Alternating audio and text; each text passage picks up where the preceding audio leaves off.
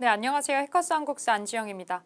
해커스 한국사 능력 검정 시험 심화편 진행하고 있고요. 이제 우리 마무리 조선 전기 부분의 끝부분에 있는 이 테마 주제로 진행을 하고 있습니다. 이 테마 주제의 마지막 정리 파트인 유네스코와 관련해서 이 문화재 부분 정리해 보도록 하겠고요.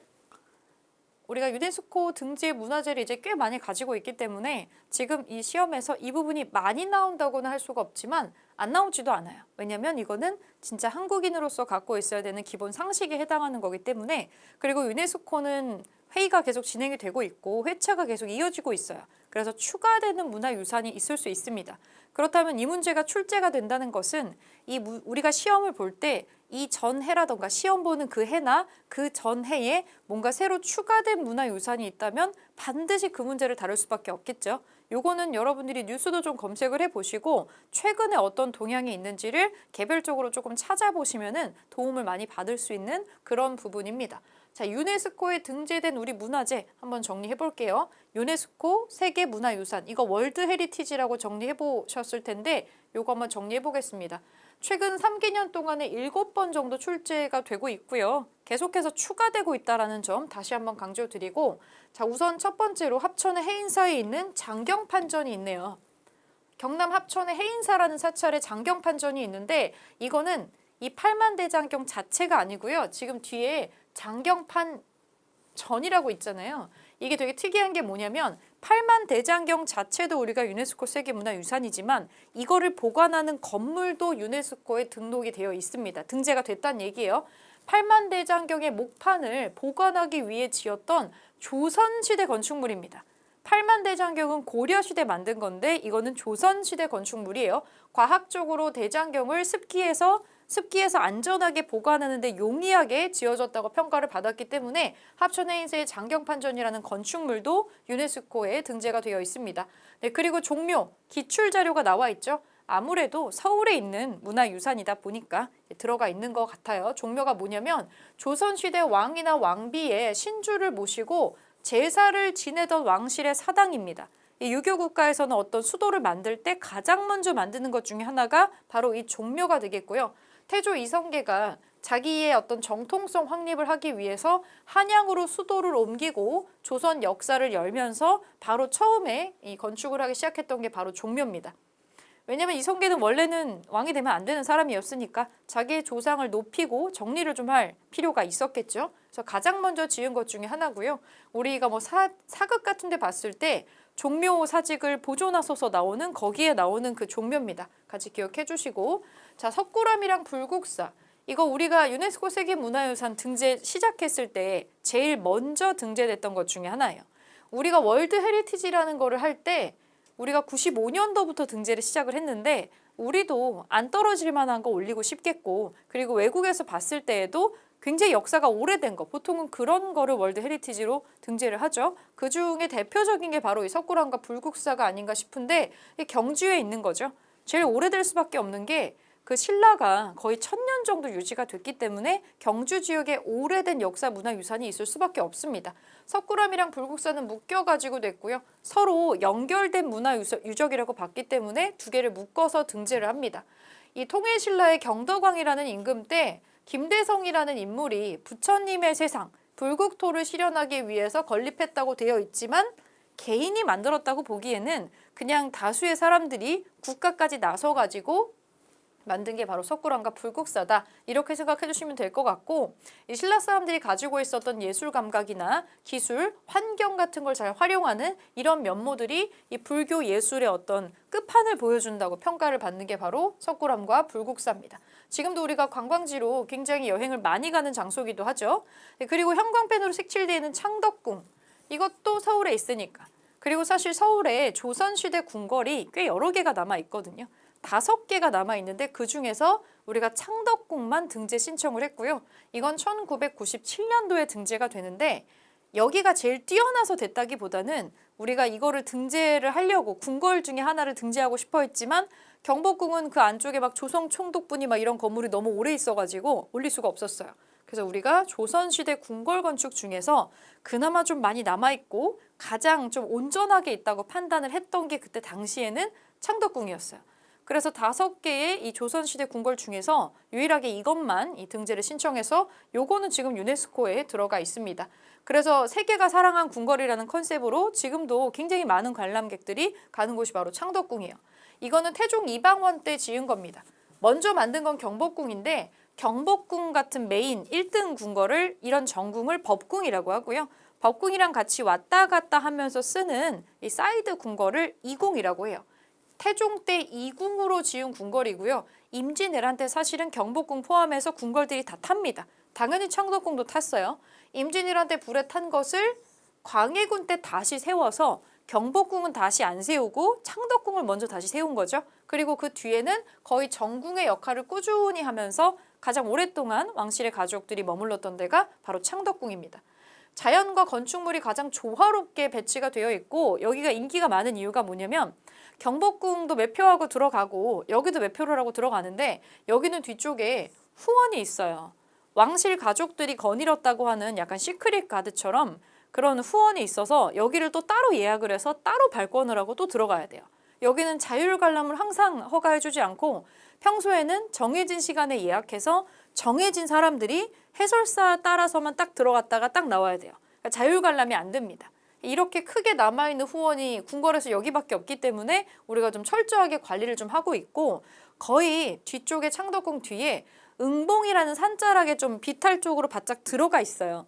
근데 산의 일부였던 지역들을 이거를 막 평평하게 깎아내는 게 아니라 최대한 온전하게 남기려고 한 흔적들이 보여요. 그래서 가장 자연을 훼손시키지 않고 만든 한국의 문화유산에 가장 많이 등장하는 표현은 자연 친화적이에요. 우리가 인공적으로 뭘 자꾸 하지 않는다는 거죠. 중국이나 한국의 건축물이나 이런 게 되게 비슷하긴 하지만 조금 다르게 나오는 것 중에 하나가 자금성을 기준으로 봤을 때 자금성은 뒤쪽에 산 같은 게 없어요. 자금성은 주변에 그 어떤 것도 자금성보다 높아질 수가 없어요.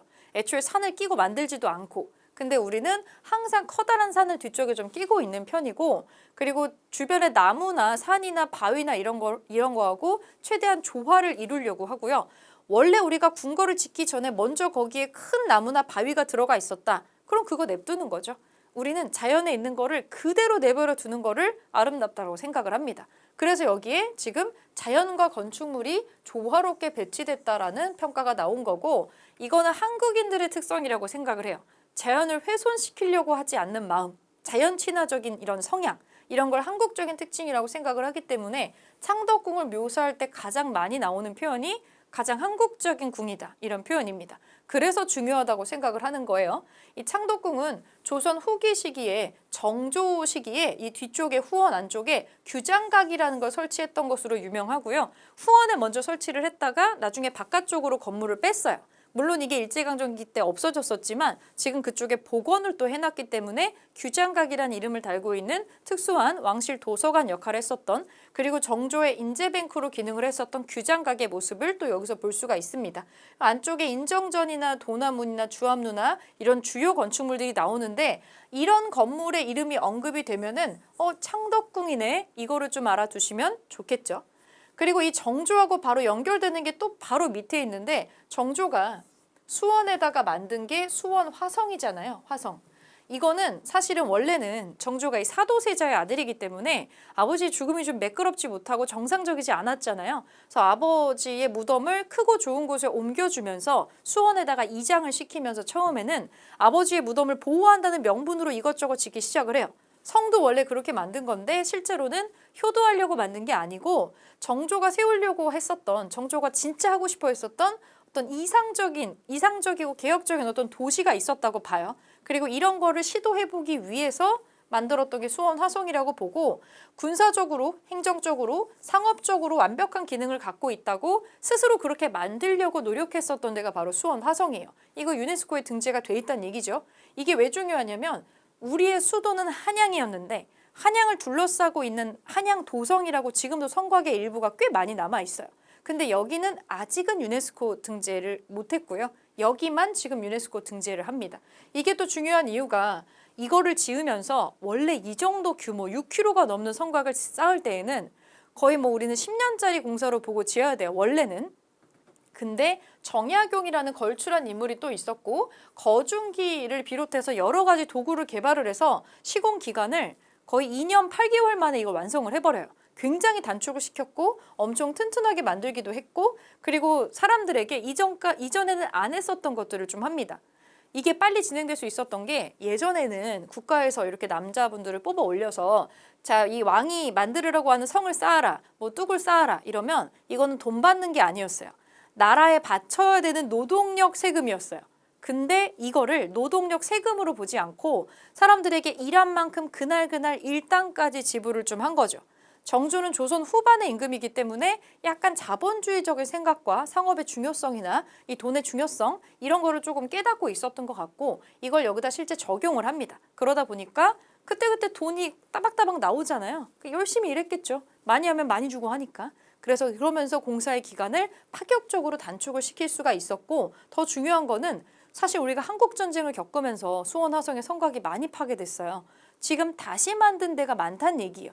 그럼에도 불구하고 유네스코가 등재가 됐다는 건데 그러면 다시 만든 성곽 부분은 연대가 되게 짧은 거잖아요. 그럼에도 불구하고 유네스코가 됐어요. 뭔가 이거의 연대를 상쇄할 만한 뭔가가 있으니까 유네스코가 됐겠죠.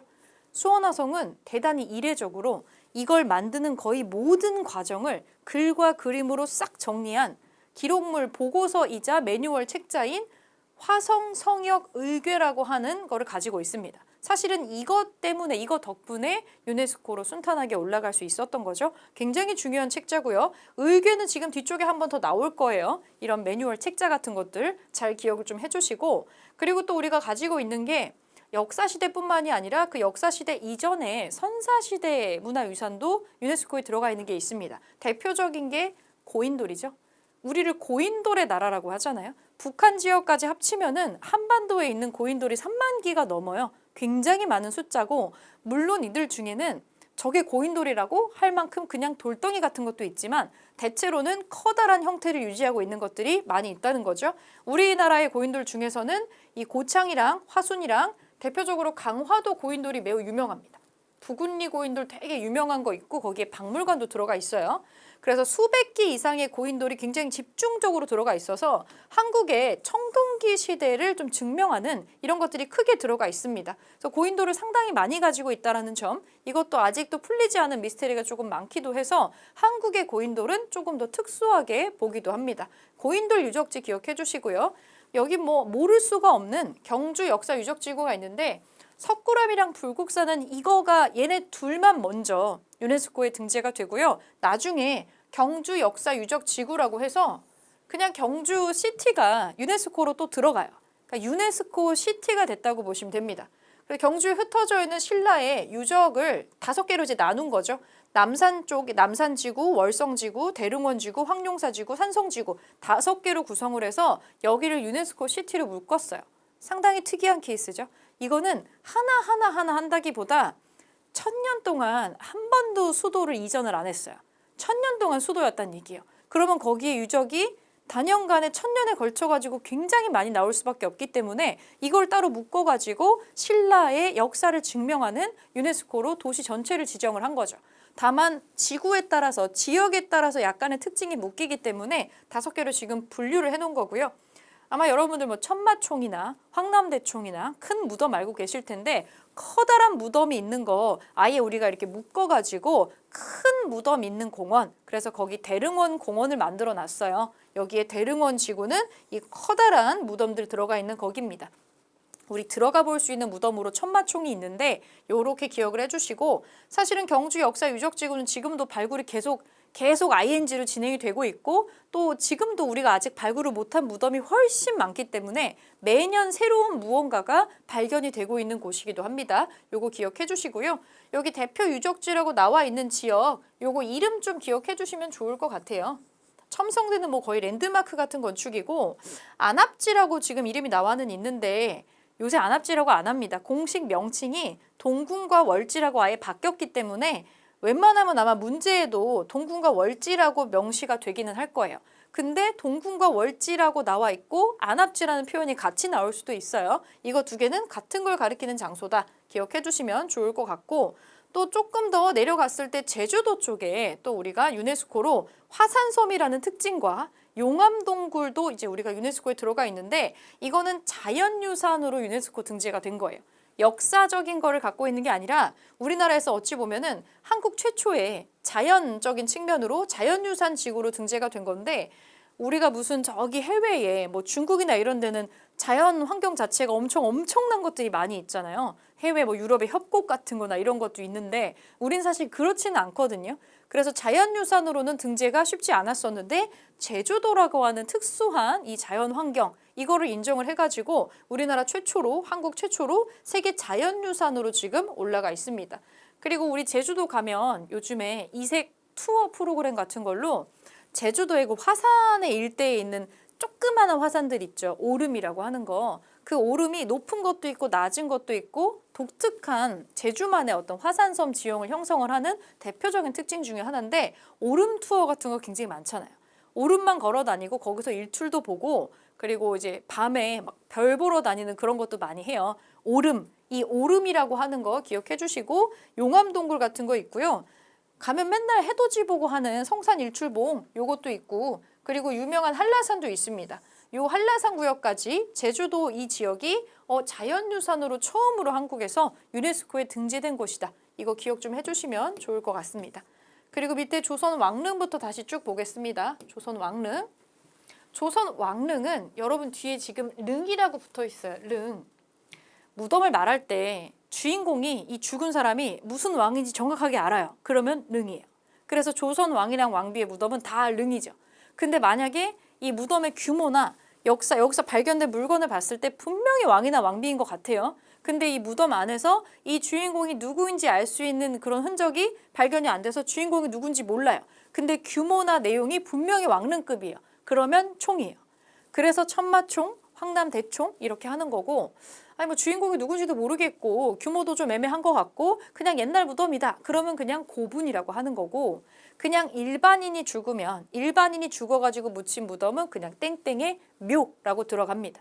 그리고 조선시대 같은 경우는 세자 무덤 같은 경우에는 원이라고 들어가요. 우리 왜 지하철역에 효창공원역이라고 있잖아요. 거기 원래 지금은 효창공원이라고 하지만 백범 김구 기념관 들어가 있는 그 공원 일대가 예전에는 효창원이라고 하는 조선의 왕실 묘역이에요. 그쪽이 이제 정조의 아들 문효세자의 무덤이 있었던 곳이기 때문에 세자 무덤이 있었던 자리입니다.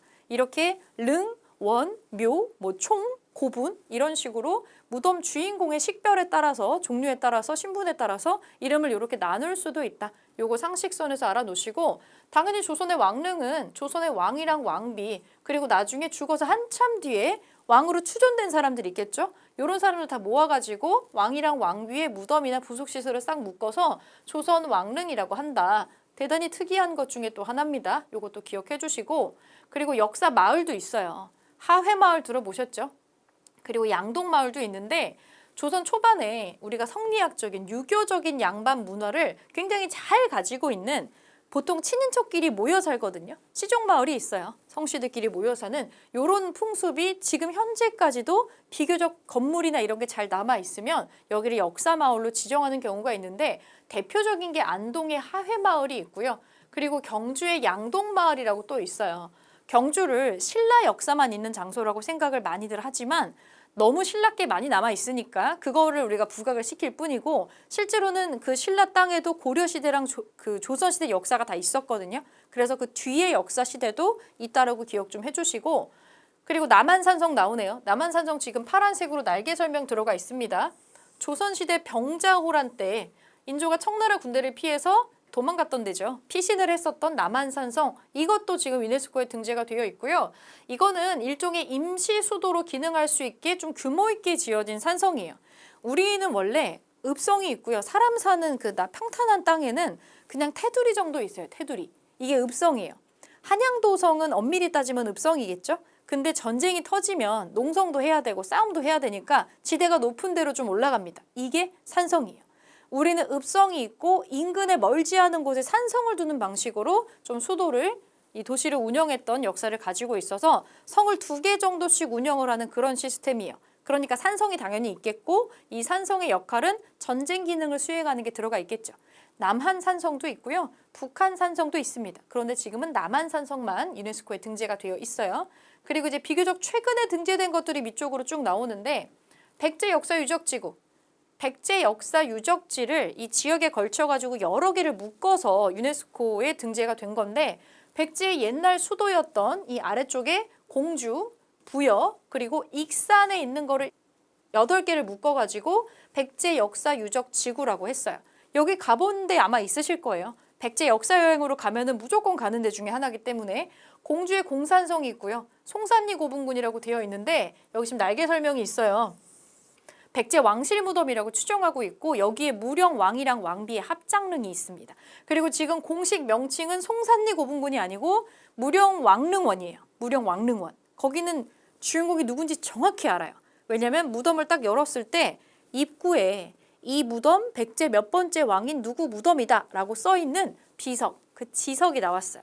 그래서 이 무덤은 주인공을 누군지 정확히 압니다. 그러니까 이거는 고분군이라기보다는 무령 왕릉을 포함한 왕릉의 고분군이 모여 있는 거죠. 그렇게 같이 기억을 좀 해주시고 여기서 나온 유물들 이 고분군 바로 뒤쪽에 국립공주박물관 있어요. 거기서 전부 다 보실 수 있습니다. 그리고 부여 쪽으로 내려갔을 때 이 부소산성이라고 있죠. 사비성이 있었던 부소산성이 있고 절은 없어졌지만 탑이 올라가 있는 정림사지 있고요. 요거 2개 같이 또 묶어서 볼 수가 있고 또 쭉 내려가면 익산에 미륵사지라고 하는 데 있어요. 여기 날개 설명이 있는데 백제 그 서동이라고 하는 사람이 무왕으로 등극을 하게 되죠. 미륵사라고 하는 큰 사찰을 지었다고 하는데 남아있진 않고요. 터밖에 없어요. 근데 여기에 아마도 3번째로 천도를 또 한 번 하려고 시도를 했던 것 같아요. 그래서 이 동네 이름 자체가 그냥 왕궁리라고 들어가 있는데 터밖에 없는데도 역사의 연결성을 인정받아가지고 유네스코에 등재가 됩니다. 그래서 여기 백제 역사 유적지라고 또 있고요. 여기서 우리가 특징이 뭐냐면 뭔가 미륵사지는 단독으로는 못 올라갔겠죠? 단독으로 못 올라갔을 거예요. 남아있는 게 거의 없으니까 여기 탑밖에 없거든요. 근데 뭔가가 진하게 남아있는 그 앞에 것들이 좀 있고 여러 개를 묶어서 역사성이나 연결성을 증명할 수 있으면 하나로 단독으로 올리는 것보다 여러 개를 묶었을 때 등재될 확률이 굉장히 올라갑니다. 여기에 성과가 밑에 쭈루룩 나오네요. 우리 사찰들 있죠? 한국의 산지승원이라고 또 우리가 천년건설이 또 얼마나 많아요. 굉장히 많은 사찰이 있는데 한국 불교가 얼마나 깊은 역사를 가지고 있는지를 보여주는 사찰을 7개를 묶어가지고 같이 올립니다. 한국의 사찰이라고 이제 올린 거예요. 산지승원이라고. 그래서 유네스코에 등재가 됩니다. 하나만 올렸으면 안 됐을 수도 있겠죠. 왜냐하면 계속해서 근현대에 걸쳐가지고도 증개축이 계속 됐으니까. 여기 보니까 양산의 통도사, 영주의 부석사, 좀 유명한 데죠. 안동의 봉정사, 보은의 법주사, 공주의 마곡사, 순천의 서남사, 해남의 대흥사 이 7개가 산지승원이라고 유네스코에 등재가 되어 있습니다. 그리고 한국의 서원 지금 나오고 있는데 서원도 단독으로 올리면 조금 미약하다고 생각됐을 수 있는데 여러 개 묶으니까 됐어요. 9개를 묶어가지고 등재에 성공을 합니다. 조선시대 성리학 교육시설인데 국가에서 세운 게 아니라 자발적으로 지역에서 세운 거예요. 사립이죠. 국가에서 세운 거는 향교고 그냥 지역에서 개별적으로 세운 거는 이제 서원인데 이거 9개를 고르고 골라가지고 등재에 성공을 해요. 영주의 소수서원, 함양의 남계서원, 경주의 옥산서원, 안동의 도산서원 이건 들었던 거죠. 장성의 피람서원, 대구의 도동서원, 안동의 병산서원 여기도 유명한 데고 정읍의 무성서원, 논산의 도남서원 9개가 유네스코 등재 서원으로 올라가 있습니다. 이거 다 암기하실 필요는 없고요. 보통은 묶음으로 나올 거예요. 묶음으로 나올 거고 지도에 다 표시한다든지 이런 식으로 물어볼 수 있는데 막 이름까지 막 달달 외울 필요는 없습니다. 그런데 이걸 여러 개를 묶어서 서원이라는 게 유네스코로 등재가 됐군. 이 정도만 좀 기억을 해주시면 좋을 것 같고 특이하게도 지금 갯벌도 들어가 있어요. 이거는 자연유산인 거죠. 우리가 지금 제주도의 그 지형에 이어서 자연유산이 몇 개 없는데 자연유산 지금 올라가 있습니다. 서천갯벌, 고창갯벌, 신안갯벌, 보송의 순천갯벌 이 4개로 구성돼서 자연유산으로 갯벌이 또 들어가 있습니다. 우리 유네스코 마크 보면 이렇게 생겼단 말이에요. 이렇게 생겼는데 여기 동그란 게 자연이에요. 자연. 그리고 안쪽에 네모난 게 이제 사람이 만든 거예요. 이게 지금 연결돼 있어요. 이렇게 다리처럼 이렇게. 이거는 자연이 만든 거랑 사람이 만든 것 중에 인류가 대대손손 보존해야 되는 거, 이 월드 헤리티지를 상징하는 마크입니다. 그래서 우리도 자연유산인 제주도 유산하고 여기 갯벌이 지금 들어가 있는 거예요. 그리고 아마 여러분들이 조금 이제 시험 보시는 분들이 조금 집중해서 좀 체크해 본다면 2023년 가을에 9월 달에 등재된 우리나라 16번째 유네스코 세계문화유산 가야고분군이 등재가 됩니다. 가야고분군. 이게 뉴스에도 여러 번 크게 나왔었는데 우리가 가야를 사실 그렇게 막 깊이 있게 배우지 않잖아요. 삼국시대에 껴가지고 고구려 백제 신라는 삼국시대인데 여기에 낑겨주지도 않고 그리고 가야 이렇게만 배우는데 이 가야의 무덤들이 사실 되게 많이 남아있어요. 물론 일제강점기 때 도굴도 엄청 됐습니다만 그럼에도 불구하고 형태를 유지하고 있는 커다란 고분들이 상당히 많습니다. 우리가 이런 건 경주에서만 볼 수 있다고 생각을 하는데 실제로는 굉장한 숫자가 지금 남아있고 고대 가야 문명의 정체성을 쫙 보여줄 수 있는 걸로 대표적으로 김해 지역 가면 있고요. 김해 대성동 고분군, 고분군 바로 옆에 박물관도 엄청 큽니다. 그리고 이 함안의 마리산 고분군, 합천의 옥정 고분군, 그리고 고령의 지산동 여기도 유명합니다. 왜냐면 가야도 무슨 가야 있잖아요. 이런 가야의 특징을 보여주는 지역에 있는 것들이 지금 하나씩 들어갔고요. 가장 유명한 게 이 김해 대성동 고분군이 있고 금광가야 흔적 볼 수 있는 거, 그리고 고령에 안쪽에 고령에 이거는 대가야의 흔적이 남아있는 지산동 고분군이 또 있어요.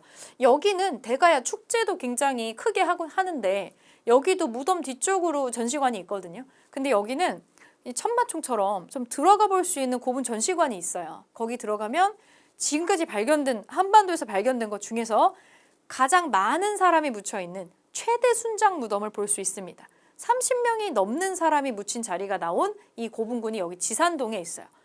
그래서 안쪽에 크게 들어갈 수 있게 고분 전시관을 만들어 놨고요. 그래서 여기 여러 개 고분군들 7개를 묶었는데 굉장히 특이하게도 전라북도 고분군이 들어갔어요. 맨 마지막에 남원에 유곡리하고 두랑리 고분군이라고 하는 데까지 들어가서 가야의 영향권이 생각보다 되게 넓었다 하는 거를 좀 보여주는 거죠. 이렇게 7개를 묶어서 유네스코 등재에 성공을 합니다.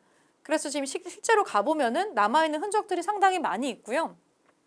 고분이 도굴된 것도 있긴 한데 가야 고분 자체는 200기가 넘게 남아있기 때문에 한반도에서 고대 국가가 아니었다고 해서 안 중요하진 않단 말이에요. 그래서 가야는 유네스코가 등재가 됐기 때문에 아마 교과서 내용도 어느 정도 나중에 반영돼서 확충이 될 것이고 좀 중요하게 다뤄질 겁니다. 이 부분에 대한 거 뉴스도 좀 찾아보시고 어느 지역에 어떻게 들어가 있는 건지 대표 유물이 뭐가 나왔는지 이런 거 정도로 좀 체크해 보시면 좋을 것 같아요. 이렇게 유네스코 문화유산 좀 쭉 보고 기록유산을 좀 보겠습니다. 한국을 기록의 나라라고도 합니다. 왜냐하면 유네스코 문화유산도 있고요. 기록유산도 따로 들어가 있습니다. 요거 뭐뭐뭐 있는지 한번 볼 건데 이게 그 선지에 헷갈리게 많이 나올 수가 있기 때문에 또 우리가 꽤나 많은 유산을 가지고 있어요. 자, 한번 살펴보겠습니다.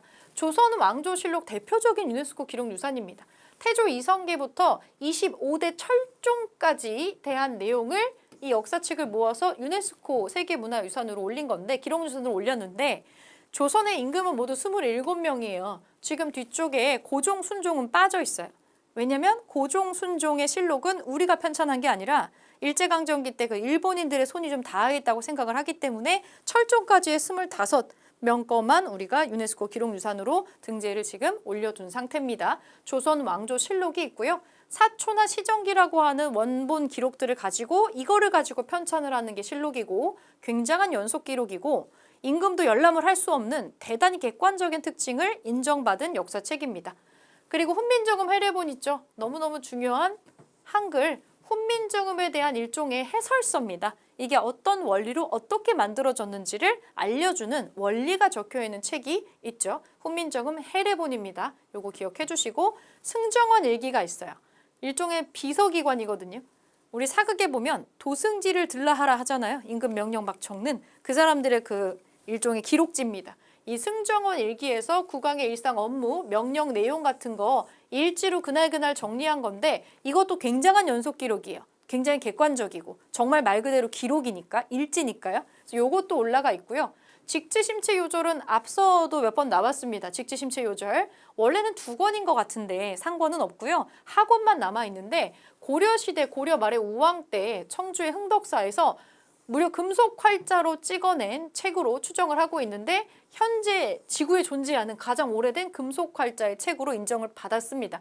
현재 프랑스의 국립도서관에서 보관을 하고 있고요. 아직 우리가 소유권을 가지고 오지는 못했어요.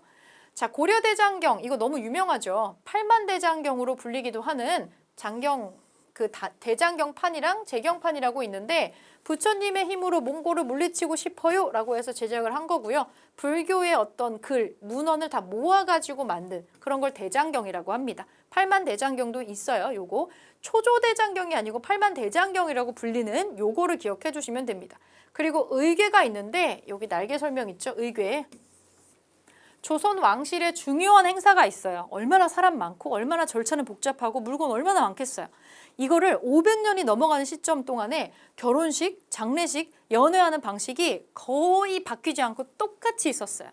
500년이 말이 500년이지 엄청 길거든요. 근데 이 기간 동안에 제사를 지내는 순서나 결혼식을 하는 그런 프로세스가 하나도 안 없어지고 똑같이 할 수 있었다는 건 뭔가 매뉴얼이 있었다는 얘기죠. 이거를 글과 그림으로 기록을 했었던 그런 책들을 의궤라고 합니다. 중요한 행사를 글과 그림으로 자세하게 기록한 매뉴얼 책자고요. 임금이 열람을 하는 어람용 책자가 있고 보관용 책자가 있습니다. 분상용은 좀 심플하고요. 어람용은 비단으로 막 표지 메꾸고 이렇게 금도 씌워가지고 입구도 만들고 하기 때문에 겉에서 봤을 때 좀 블링블링해요. 이거를 이 어람용 의궤가 보관돼 있었던 데가 외규장각인데 강화도에 있었던 이거를 병인양육 때 프랑스 군대가 가져가는 거죠. 비단으로 막 되어 있고 보석으로 장식 달려 있고 하니까 뭔지 모르겠지만 비싸 보이는 거죠. 그래서 홀랑 가지고 갔었죠. 그 의궤 부분의 설명이 날개에 달려 있고요. 다들 한 번쯤 들어보셨을 동의보감이 있네요. 그 선조와 광해군 때 활동했었던 허준이 편찬한 의학 지식과 치료법에 대한 거의 백과사전 전체를 다 모아가지고 편찬을 했던 동의보감이라는 책이 또 있고 요거 유네스코 기록유산으로 들어가 있습니다. 중국에서 전래된 내용과 우리가 가지고 있었던 내용을 다 같이 모아가지고 정리를 한 책자라고 보시면 되고 현대물로 지금 나와 있는 게 5.18 민주화 기록물도 있어요. 5.18 민주화 운동 당시에 1980년에 그 전두환 정권 때 일이죠. 이때 그 민주화 운동의 발발 과정과 여기 안에 들어가 있는 사진이며 자료며 문건이며 이런 거를 다 모아서 사진, 영상까지 다 모아가지고 이 민주화 운동 기록물 단순하게 이거는 하나의 사건이 아니고 동아시아 전체의 민주주의가 확산되는 계기가 됐다라고 하는 터닝포인트로 평가를 하기 때문에 유네스코 기록유산에 올라가 있습니다. 광주에서 있었던 일이고요. 광주에 가면은 요거 기록물 보관하고 있는 센터 공간도 다 보실 수가 있어요. 그리고 요게 아마 등재 순서대로 이렇게 해놓은 것 같아요. 그래서 시대가 조금 섞여 있습니다. 자, 일성록이라는 게 있네요. 정조 임금이 그 세손 시절부터 일기 쓴 거예요. 그리고 즉위 후에는 국왕의 기록으로 남긴 것들이 있는데 요거를 다 모아가지고 일지를 되게 착실하게 쓴 것 같아요. 대단히 이례적인 기록물이죠. 사관들이 기록한 게 있고 관리들이 기록한 게 있는데 임금이 직접 기록한 게 있어요. 일성록. 그래서 그 특이점을 인정을 받아서 기록유산에 올라갔고요. 우리나라 또 특이하게 경제 활성화 운동 중에 새마을 운동이라고 있었잖아요. 아주 대대적으로 이 새마을 운동 기록 문서들, 행정문서, 성공 사례, 편지, 교재, 사진, 영상 등등등 한국이 경제적으로 성장하는 과정에 되게 중요한 영향을 미쳤다고 평가되는 새마을 운동 기록물도 유네스코 기록유산에 올라가 있습니다. 특이하죠. 그리고 난중일기, 임진왜란 때 이순신 장군 있죠. 임진왜란 때 친필롯은 자기 그냥 일기예요. 일종의 사적 기록물이지만 그리고 원래 이름을 난중일기로 정하신 건 아니고 그냥 전쟁 중에 쓴 일기죠. 그거 우리가 편의상 난중일기라고 하는 겁니다. 요것도 유네스코에 들어가 있고요. 그리고 한국의 유교의 책을 찍어내기 위해서 유교 교과서처럼 나오는 책들이 엄청 많잖아요. 여러 책들이 있는데 유교의 책을 간행하기 위해서 판각을 했었던 책판 등이 있어요. 무려 718종입니다. 이 우리의 유교 문화를 증명하는 유물로 평가를 하기 때문에 이것도 기록유산에 등재가 되어 있고 그리고 또 특이한 거 하나 있죠. 이산가족을 찾습니다라는 기록물이 있습니다. 이거 우리 영상 같은 데 검색해서 찾아보시면 굉장히 많은 영상을 보실 수가 있는데 우리가 한국전쟁을 겪으면서 분단이 됐고 아직도 완전 통일이 안 됐잖아요. 그 과정에서 일어난 이 암흑에 해당하는 너무 슬픈 내용인데 1983년에 KBS에서 원래 그냥 일회성으로 특별 생방송으로 이상가족 찾기 방송을 한 거예요. 근데 방송으로 이제 얼굴도 띄워주고 이름도 띄워주고 하니까 그때 인터넷도 없고 뭐 아무것도 없잖아요. 사람들이 방송이라면 어딘가에 헤어진 가족이 이 방송을 볼 수도 있다라는 생각 때문에 계속해서 제보를 하기 시작을 했고 원래 그냥 하루만 방송하고 말 거였는데 이 연속 방송을 100일이 넘게 했어요. 그래서 굉장한 기록이 남아있는 되게 특이한 것 중에 하나입니다. 그래서 이 녹화 원본이랑 수첩이랑 신청서, 사진들 이런 거 딱 모아서 이상가족을 찾습니다라는 이름으로 유네스코 기록유산이 됐고요. 그리고 조선 왕실에 남아있는 도장들이 있어요. 어보하고 어책이 있는데 세자가 될 때, 임금이 될 때, 왕비가 될 때, 그리고 뭐 왕비라든지 대비라든지 임금이 특별한 날에 생일이거나 할 때 그때 제작했었던 도장과 문서들이 있습니다. 어보랑 어책이라고 하는데 이런 것들을 싹 모아가지고 또 유네스코 기록유산으로 올려놨고요. 우리나라와 일본 사이에 오고 갔었던 조선 통신사라는 게 있어요. 역사가 굉장히 긴데 조선 후기에 일본의 에도 막부가 우리한테 보내달라고 막 요청을 해가지고 우리가 파견했었던 통신사가 있는데 서로 왕래를 해서 우리가 일본의 문화를 전파한 기록이 있습니다. 요거를 또 유네스코 기록유산으로 등재를 하고 있고 국제보상운동이라고 있었죠. 일제강점기 되기 직전에 우리가 어떻게든 우리의 자주권이랑 이런 거를 지키기 위해서 일본이 우리한테 억지로 막 돈도 빌려가게 했거든요. 나라의 빚이죠. 자, 이거 우리가 다 같이 국민이 모아서 빚을 갚읍시다 라고 하는 이 과정을 보여주는 기록물이 있는데 우리 왜 IMF 같은 거 오면은 막 돌반지, 금반지 다 빼가지고 이런 거 한 거 있잖아요. 이런 역사성의 어떤 뿌리를 보여주는 활동이었다고 볼 수가 있을 것 같은데 요거를 했었던 기록물들이 있습니다. 신문에 광고도 냈거든요. 다 같이 하자고. 그런 것들을 모아가지고 기록유산에 또 등재를 해놨고요. 또 민주화 운동 중에 중요한 것도 하나 나오죠. 4.19 혁명이 있습니다. 1960년에 있었던 우리 민주주의의 뿌리로 평가를 하고 있는 4.19 혁명 당시의 기록물들 2.28 대구 학생 시위부터 3.15 부정선거부터 또 4.19 혁명까지 그 전후 과정이랑 관련된 모든 기록물, 신문기사, 뭐 녹취록 이런 것들 전부 모아가지고 이 4.19 혁명 기록물도 전부 이 세계 기록유산으로 들어가 있습니다. 네, 마지막으로 동학혁명 기록물이 있는데 동학농민운동이라고도 하고 동학혁명이라고도 하고 예전에 유네스코 되기 전에는 농민들이 일으킨 반란이라서 동학난이라고도 했었어요. 그러나 지금 우리는 이것을 동학농민혁명운동이나 농민운동의 범주에서 긍정적으로 평가를 좀 하고 있습니다. 1894년부터 95년까지 2년 남짓한 기간 동안에 농민들이 스스로 일어나가지고 진행했었던 이 활동들이 있는데 여기랑 연결되는 기록물이 있어요. 다 같이 모여가지고 이 혁명을 하자라고 일어났었던 이 선서문이나 사발통문 원본 같은 거 이런 것들 모아서 이제 유네스코 기록유산으로 또 들어가 있는 것들 확인을 해볼 수가 있고 유네스코 기록유산이 일반적인 문화유산이 있고 그리고 기록유산이 있고 자연유산이 있고 막 그래요. 그리고 여기 언급은 되지 않았으나 형태가 없는 무형의 문화유산들도 있습니다. 뭐 판소리라든지 그리고 우리의 김장 문화라든지 이런 것도 들어가 있는 게 있는데 유네스코는 검색을 해보시면 홈페이지가 딱 뜨고요. 우리나라 게 어떤 게 들어가 있는지도 목록이 다 정리가 되어 있습니다. 그래서 여기에 책자에 요약본이 정리는 되어 있지만 여러분들이 그 홈페이지 같은 데 한번 접속을 하셔가지고 우리가 가지고 있는 문화유산들이 종류별로 어떤 게 있는지 어떤 기준으로 등재가 됐는지는 한번 시간 될 때 한번 검색하셔가지고 읽어보시는 거를 추천을 드립니다. 네, 여기서 유네스코 세계의 문화유산에 해당하는 부분 마무리하겠습니다.